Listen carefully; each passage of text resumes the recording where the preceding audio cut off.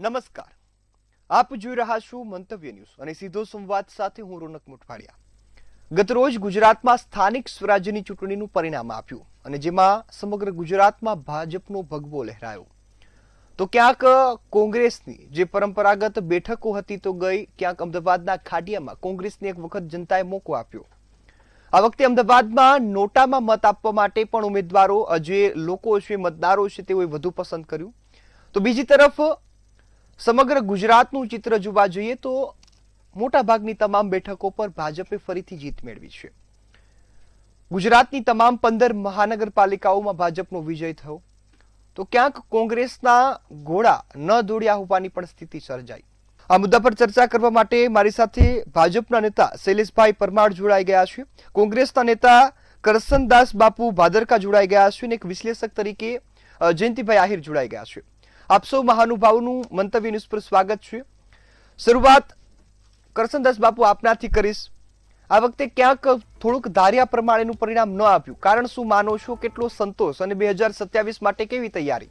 ના, આશા તો જો અમે કોંગ્રેસ પાર્ટી એ લોકશાહીની માવતર પાર્ટી છે, કારણ કે આપણે સૌ જાણીએ છીએ કે આ કોઈ, હું એ જે કોંગ્રેસી નથી બોલતો, પણ કોઈ પણ અભ્યાસુ માણસને ખબર છે કે આઝાદીની લડત હોય, 1947 હોય અને ત્યારથી આજ સુધી, ત્યારે જે રાષ્ટ્રની જે હાલત હતી અને એ પ્રમાણે જે 1 to 100 સુધી જે કંઈ કર્યું, તમે કોઈ પણ તાલુકામાં, દેશના કોઈ પણ તાલુકામાં, કોઈ પણ ખૂણે ઉભા રહ્યો, ત્યાંની આસપાસની કોઈ પણ સરકારી શાળા હોય, સરકારી સંસ્થાઓ હોય, આઈટીઆઈ હોય, આઈઆઈટી હોય, આઈઆઈએમ હોય, જીઆઈડીસી હોય, ઘણું બધું, આખો સેમિનાર થઈ શકે. એટલે આશા તો અમારી 100% હોય, કારણ કે લોકશાહીની એક જનેતા કહી શકાય એ રીતનો પાર્ટીનો રોલ છે. પણ હા, એ છે કે જે આભાસી વાતાવરણ બીજેપી અને એની ડમી પાર્ટી આમ આદમી પાર્ટી દ્વારા કરવામાં આવ્યું, અને એમાં ક્યાંક ને ક્યાંક લોકોને જે કોંગ્રેસે પોતાના વિસ્તારમાં જે કંઈ કર્યું છે 30 વર્ષથી, તો આભાસી વાતાવરણ ઊભું કરીને ગુજરાતીઓનો પ્રેમ એ મેળવી રહ્યા છે. પણ એ લોકો પાસે બધું જ હતું. માનો કે આપણે ગામઠી ભાષામાં કહીએ તો અમારે એક સાદી લાકડીથી લડવાનું હતું, જ્યારે એ લોકો પાસે તંત્ર હતું, પોતાની ગવર્મેન્ટ હતી, પૈસા હતા, દાદાગીરી હતી, ડમી પાર્ટી હતું, બધું જ હતું. એમ છતાંય નો ડાઉટ એક્સેપ્ટ કે અમે એચીવ નથી કરી શકતા, પણ અમે ગુમાવ્યું નથી. આ હું નથી કહેતો, આ આંકડાઓ કે છે અમે ગુમાવ્યું નથી. તો આટલું નેગેટિવ વલણ રાખ્યા પછી પણ જે વર્ષોથી એ લોકો અકબંધ ચાલતા હતા, એમાં ક્યાંક ને ક્યાંક તિરાડ પડી છે. અને એ તિરાડનો લાભ લઈને અમારા કામ, અમારો ઉદ્દેશ, લોકશાહી પ્રત્યેની અમારી ભાવના, ગુજરાતીઓ અને લોકો પ્રત્યેની અમારી ભાવનાઓ અમે છેવાડા સુધી, એક એક ઘર સુધી, એક એક વ્યક્તિ સુધી, એક એક ગુજરાતી સુધી પહોંચાડીશું. અને કોઈ ગમે એટલી વાતો કરતું હોય ને, કે નેગેટિવ વાતો કરતો હોય, પણ અમને ખરેખર તો, હું કાલે પણ આ વાતો ઘણા બધા મીડિયામાં કરી હતી ને આજે તમારા માધ્યમથી પણ એક એક ગુજરાતીઓને કહું છું કે ગઈકાલનું જે રિઝલ્ટ છે એ ક્યાંક ને ક્યાંક 27નો કોંગ્રેસ માટેનો ગુલાલ છે. કારણ કે બધું જ હોવા છતાં એ લોકો અપ થવાને બદલે ક્યાંક ડાઉન થયા છે.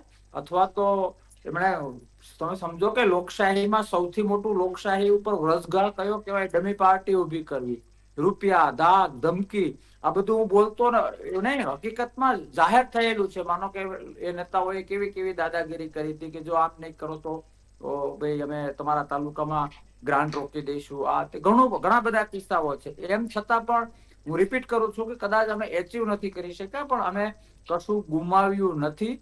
એ આધારે અને અમારા જૂના કામ, લોકશાહી અને રાષ્ટ્ર પ્રત્યે જે કોંગ્રેસે કર્યું છે અને જે કરવાના છીએ, એને એક વાત ગુજરાતી સુધી લઈ જઈશું. અને હું રિપીટ કરું છું કે એ પરિણામ લોકો ગમે એ એંગલથી જોતા હોય, અને ભાજપને તો આમ પણ શિયાળનો સિંહ કરવાની આદત છે, જે ગ્રાઉન્ડ લેવલે વાસ્તવિકતાથી પર હોય છે.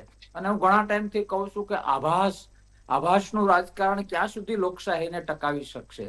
અને અમે લોકશાહીને મરણ પાય, આ લોકો ગમે એટલા પ્રયત્નો કરે તો એ નહીં થવા દઈએ.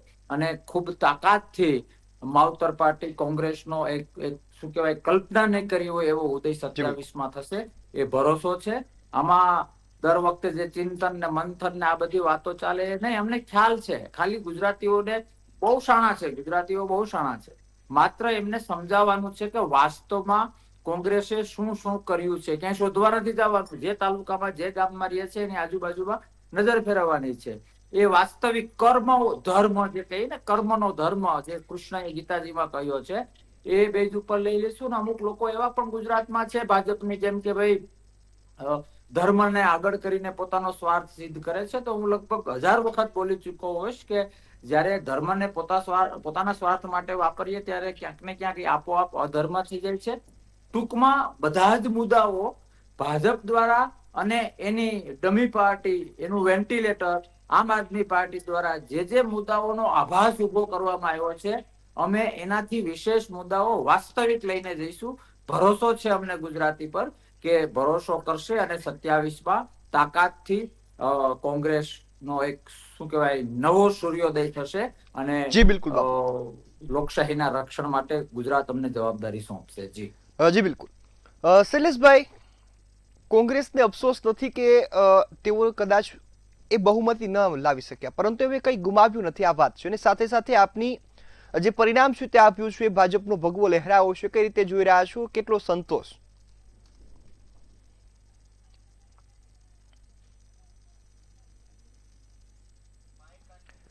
શૈલેષભાઈ, આપનું માઇક છે તે મ્યુટ છે.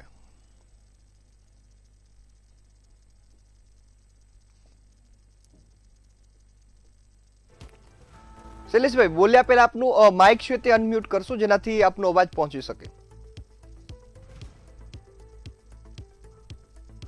જી શૈલેષભાઈ, આપનો અવાજ આવી ગયો છે. જી જી. હવે હમણાં કરશન બાપુ ભાદરકાને પણ સાંભળતો હતો, એમની વાતનો જવાબ તો પછી આપીશ. પરંતુ આપણે સમગ્ર રાજ્યમાં 15 મહાનગરપાલિકાની ચૂંટણી હતી. એમાંથી 15 મહાનગરપાલિકામાં ભારતીય જનતા પાર્ટીની મહાનગરપાલિકા બની છે.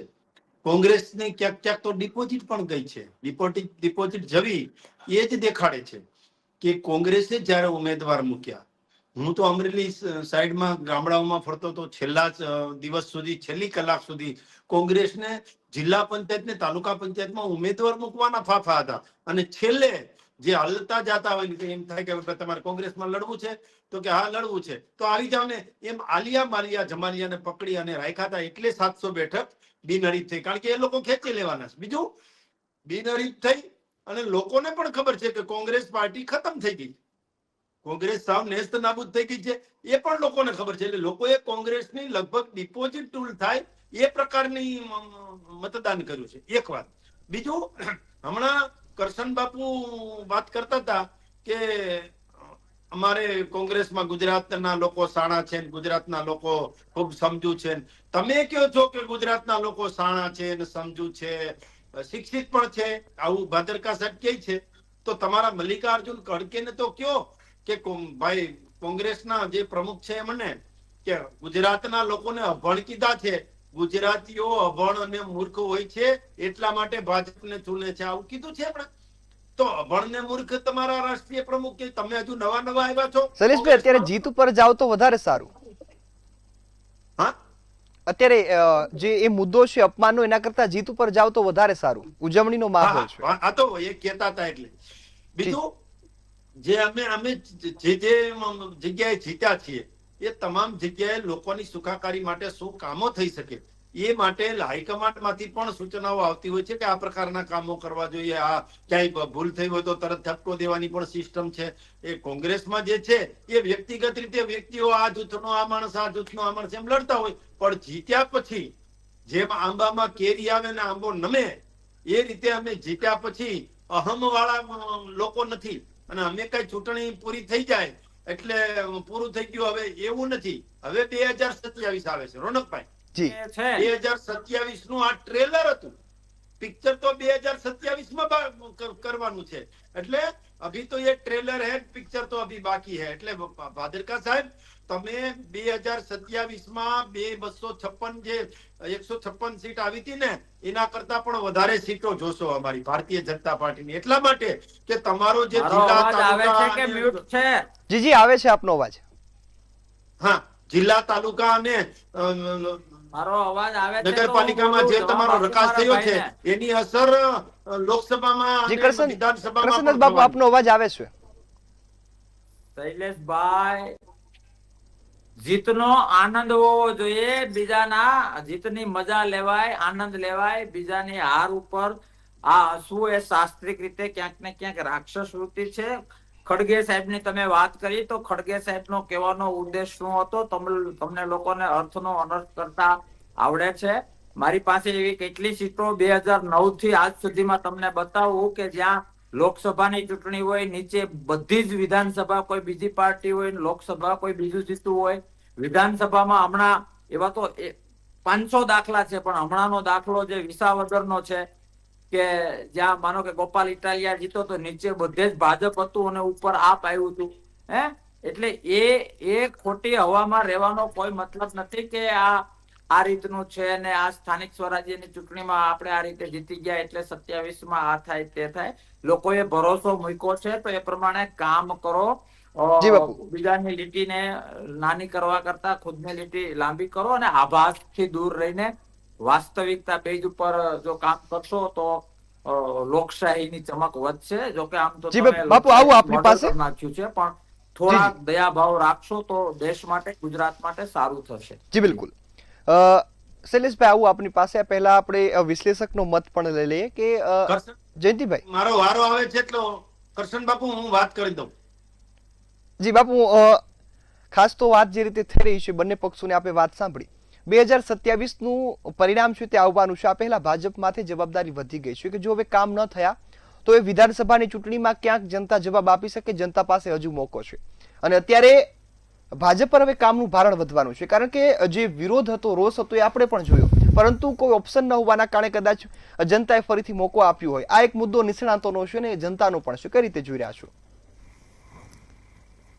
મારે જે ભાજપની અંદર જે સક્ષમ નેતૃત્વ છે એની સામે આપ હોય કે કોંગ્રેસ હોય, એને કોમ્પિટિશન આપી શકે એવું, એને ફાઇટ આપી શકે એવું નેતૃત્વ એ અભાવ આપણને દરેક પોતે ફીલ કરે છે, લોકો પણ. અને એની સાથે ભાજપમાં એક મજબૂત સંગઠન છે જે એક વખત કોંગ્રેસ પાસે હતું, સેવાદળ અને NSU જે નેશનલ સ્ટુડન્ટ એસોસિએશન, એ લોકો જે રીતે કામ કરતા હતા એ આખી સિસ્ટમ કોંગ્રેસમાં ક્યાંક ને ક્યાંક એ શિથિલ થતી ગઈ છે. પક્ષના નિષ્ઠાવાન કાર્યકરોની જે ફોજ ભાજપમાં જોવા મળે છે અને એનો બેઝ ક્યાંક ને ક્યાંક RSS સાથે સંકળાયેલો છે, એ અભાવ કોંગ્રેસમાં છેલ્લા આ જે રાજીવ ગાંધી પછી ધીરે ધીરે ખતમ થતો જાય છે. વિકાસના કાર્યો જે ભાજપ જે હાવ સાથે જે એનો પ્રચાર કરે, વિકાસના કાર્યો, કલ્યાણકારી યોજનાઓ, અને એનો જે તોડ કે એની સામેનો જે પ્રચારની સામે જે આક્રમક થવું જોઈએ કોંગ્રેસે, એ ક્યાંક ને ક્યાંક કોંગ્રેસ નબળી પડે. એ આક્રમકતા એનામાં નથી, એનો કેવી રીતે સચોટ જવાબ આપવો એ સિસ્ટમ, એ વ્યૂહરચના કોંગ્રેસ પાસે ખૂટતી હોવી દેખાય છે. એની સાથે કોંગ્રેસ લોકોનો વિશ્વાસ જીતવા માટે જે ગ્રાઉન્ડમાં જવું જોઈએ, નીચે, એ નીચેના મતદાર સુધી પહોંચવા માટેનું એની પાસે આખી જે સિસ્ટમ હતી એ ક્યાંક ને ક્યાંક નિષ્ફળ થઈ છે. અત્યારે તમને જે કંઈ કોંગ્રેસીનો જે માહોલ દેખાય છે એ વર્ષોથી 2-5 પરિવારો એને કોંગ્રેસને ગુજરાતની અંદર સંભાળતા એવું લાગે છે, અને એને કંટ્રોલ કરવા માટે એમાં ઘણા બધા નિષ્ઠાવાન કાર્યકરો છે, અંદરથી દિલથી મહેનત કરે છે, પણ એ લોકોને આગળ આવવું હોય તો એ ભાજપની જેમ એના જે કાર્યકરોને, પટાવાળાને કે એના બંગડી વેચનારાઓને જે આગળ લઈને મૂકી દે, એવું કોંગ્રેસમાં એક વખત એવું હતું કે આજે એ નથી જોવા મળતું. પછી મોદી અને અમિત શાહ સાહેબનું જે લોકલ જે એનું જે કનેક્શન છે એ ગુજરાત માટે એક મોટો પ્લસ પોઈન્ટ ભાજપ માટે છે. શહેરી મતદારોને તો એણે કબજે કરી જ લીધા છે, પણ 2015 પછી એણે જે રીતે મહેનત કરીને 2019થી જે ગ્રામ્ય વિસ્તારોમાં પગ પેસારો જે ભાજપે કર્યો છે, અને એ પકડ કોંગ્રેસે ગ્રામ્ય વિસ્તારમાંથી ધીરે ધીરે છોડી દીધી છે. કોંગ્રેસ જ્યારે ઇલેક્શન કરે તો વ્યક્તિગત આક્ષેપો એને લીડર્સ ઉપર ભાજપના કે રૂલિંગ પાર્ટીના કે એની સામે કરવાનું ચાલુ કરે છે, અને એ શબ્દોને એમાં જેમાં ખડગે સાહેબ ક્યાંક ને ક્યાંક બોલ્યા, એની પહેલાં ઘણા બધા એવા મોદી સાહેબના ઉપર પણ એવા કંઈક શબ્દો બોલાણા. હવે એ શબ્દોને પકડી અને જે રીતે પ્રચાર કરવામાં આવે છે અને એ લાગણીને લોકોના સુધી પહોંચાડવામાં ભાજપ જે રીતે સફળ થાય છે અને એનો બચાવ કરવામાં કોંગ્રેસ જે ઉતરે છે એનાથી મતદારોમાં એક ઊભું થાય છે કે કોંગ્રેસ ક્યાંક ને ક્યાંક નબળી છે. એ સાથે જે ભાજપનું જે મેઇન જે ટાર્ગેટ છે હિન્દુત્વ અને રાષ્ટ્રવાદ, એ મુદ્દા ઉપર એ અડીખમ એનો પ્રચાર હોય છે અને એ પ્રચારના કારણે આજે છેલ્લા 30 વર્ષથી જો કોંગ્રેસ ક્યાંક ને ક્યાંક જો માર ખાતી હોય તો જે ભાજપનો જે હિન્દુત્વનો જે એનો જે એજન્ડા છે એની સામે એ હવે ધીરે ધીરે સોફ હિન્દુત્વ પ્રત્યે જાય છે. પણ એ કોંગ્રેસની મજબૂરી છે, મતદારો પણ એ જાણે છે અને એનાથી ગુજરાતની જે બહુમત જે પ્રજા છે એ કોંગ્રેસથી થોડીક દૂર રહે છે.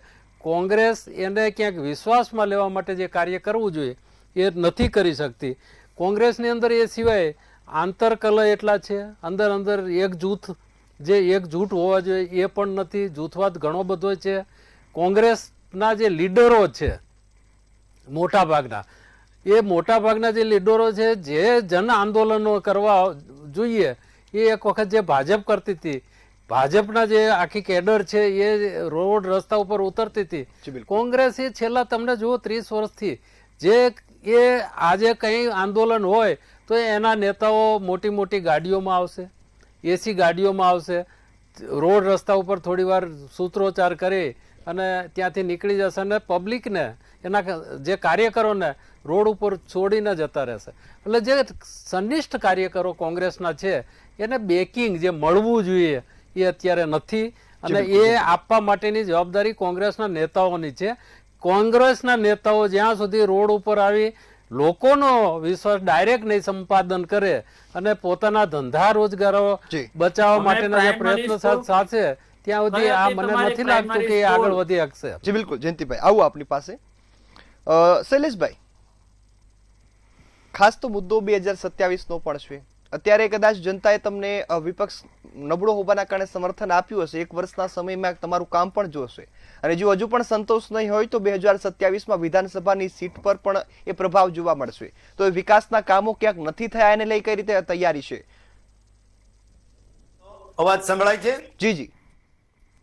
રોનકભાઈ, અમે ચૂંટણી આવે અને બિલાડીના ટોપની જેમ ઉગી નીકળીએ એ પ્રકારની પાર્ટી પણ નથી ને એ પ્રકારની પાર્ટીનું સંગઠન પણ નથી ને એ પ્રકારના કાર્યકર્તા પણ નથી. અમારા કરોડો દેવ દુર્લભ કાર્યકર્તાઓ જે છે એ કાલથી જ ગઈકાલે જે માનો કે રિઝલ્ટ આવી ગયું, વિજય ઉત્સવ થઈ ગયો, તરત જ પાછા આજથી કાર્યક્રમો ચાલુ થઈ ગયા. લોકોની સેવામાં તત્પર અમારી પાર્ટી છે.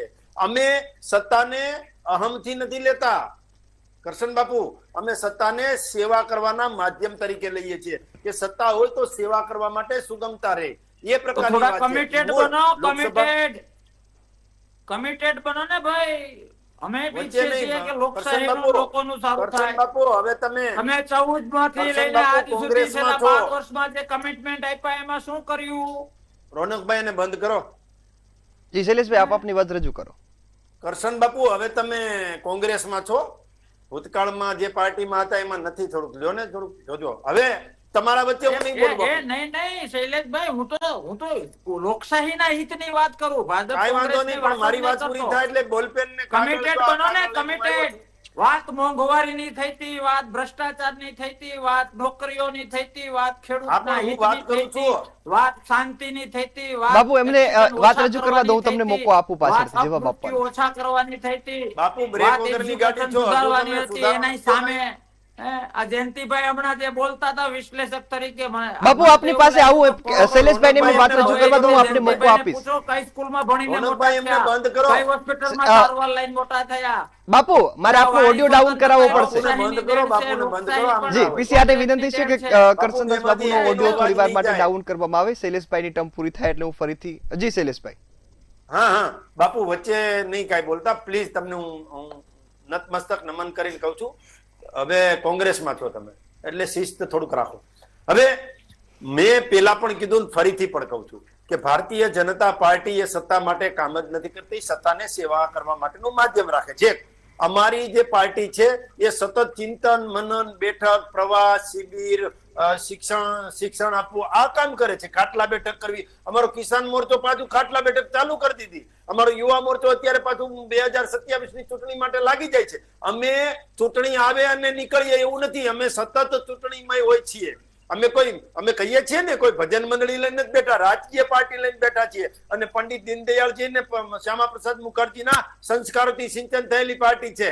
અમે તો ચલો જલાએ દીપ અભી ભી જહાં અભી ભી અંધેરા હૈ. અમે નરેન્દ્રભાઈ મોદીએ કરેલા વિકાસના કામો જે છે ને એને લઈને લોકોની વચ્ચે નીકળવાના છીએ. એટલે વધારેમાં વધારે કામ કેમ થાય એ દિશામાં પણ ચાલવાના છીએ. અને આવતીકાલથી જ ભૂપેન્દ્રભાઈ પટેલ હોય, અમિતભાઈ શાહ હોય કે હર્ષભાઈ સંઘવી હોય એ કામ માટે લાગી ગયા છે. અમારી સરકારના કામો મોસાળે જમણ હોય ને મહાપીરસનારી હોય. અત્યારે જિલ્લા પંચાયત, તાલુકા પંચાયત, મહાનગરપાલિકા જે ભારતીય જનતા પાર્ટીની આવી છે તો એને કંઈક આપવાનું છે.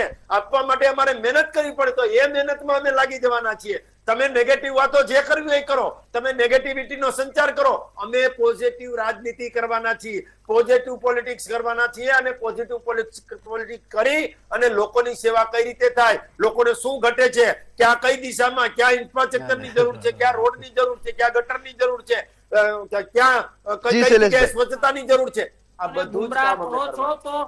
અમે તો ખુશ થઈશું કે લોકો માટે કંઈક કરો, ખેડૂત માટે કંઈક કરો, મોંઘવારી માટે કંઈક કરો, રોડ ઉપર ખાડાઓને લીધે એક્સિડન્ટ થાય છે એના માટે કંઈક કરો, ગટરો માટે કંઈક કરો, ટ્રાફિક જામ થઈ જાય છે એના માટે કંઈક કરો, ખેડૂતના ભાવ તૂટે છે એના માટે કરો, યુવાનો આપઘાત કરે છે, ખેડૂતો આપઘાત કરે છે એના માટે કંઈક કરો, ઘરમાં એકનો એક કમાતો માણસ ક્યાંક ને ક્યાંક અપમૃત્યુનો ભોગ બને છે એના માટે કંઈક કરો. શૈલેષભાઈ, કરશન બાપુના આ મુદ્દા બીજા મુદ્દાને હું નથી માનતો, પણ આ મુદ્દા એમના સાચા છે. મોંઘવારીને લીધે ગરીબ રડી રહ્યો છે એના માટે કંઈક કરો, લોકો માટે કંઈક કરશો તો અમે પણ તમારા વખાણ કરીશું. પણ ક્યાં સુધી માત્ર વાઘ આવ્યો શિયાળે છે ને એને સિંહના દર્શન કરાવો છો. રાજનીતિની લેબોરેટરી રોનકભાઈ એને બંધ કરો.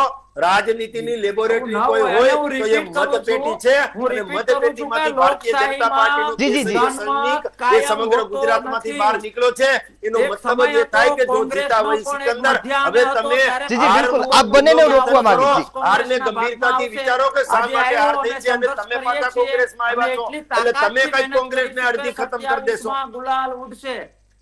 જી બિલકુલ, ભરોસો કર્યો છે તો એ ભરોસો બાપુ રાખવા માટે વાતો નહીં, કામો કરો, કામો. જી બિલકુલ. જયંતિભાઈ, હવે આપની પાસે આવીશ. 2027 નું ટ્રેલરની વાત છે, કઈ રીતે જોઈ રહ્યા છો? 2027 માં જનતા શું ઈચ્છે છે?